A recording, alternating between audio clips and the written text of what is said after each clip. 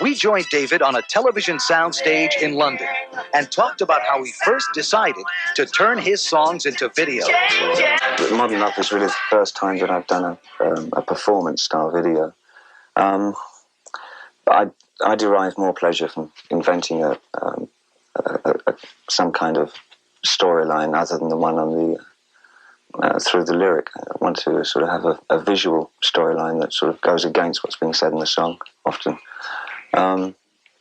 It's just like making baby films, 4-minute movies. I wanted to devise a kind of Salvador Dali Brunel feeling on that one. It's a surrealist kind of piece. And I wanted to have my Major Tom as a clown who represented a kind of everyman figure. I thought that I wanted to act until I started doing it. Now, I do enjoy it a lot, but I really thought I wanted to act so that I could learn how to direct. But having done a couple of films that I'm really being comfortable as an actor in, I'm starting to enjoy acting an awful lot. So I think is tied to the concept of the album from which he came. I haven't really characterised any of the albums over the last 4 albums, the exception of The Clown on Ashes to Ashes. But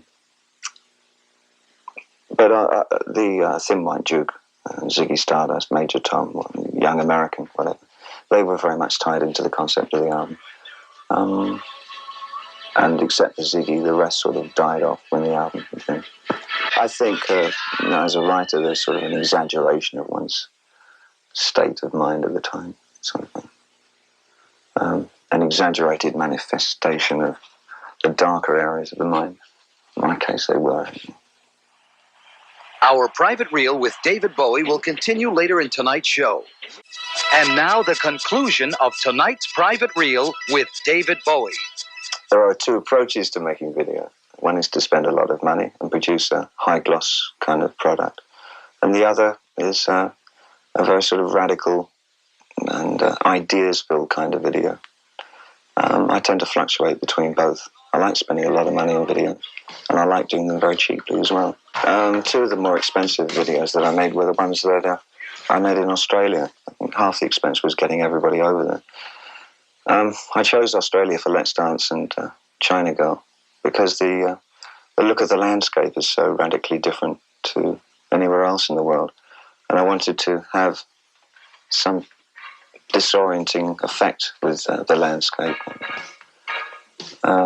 Sydney, right in the middle of the Australian flatland, provided that look. Like most videos I do, my approach to making it is to work on a storyboard first, which is a series of drawings which trace the story of the film.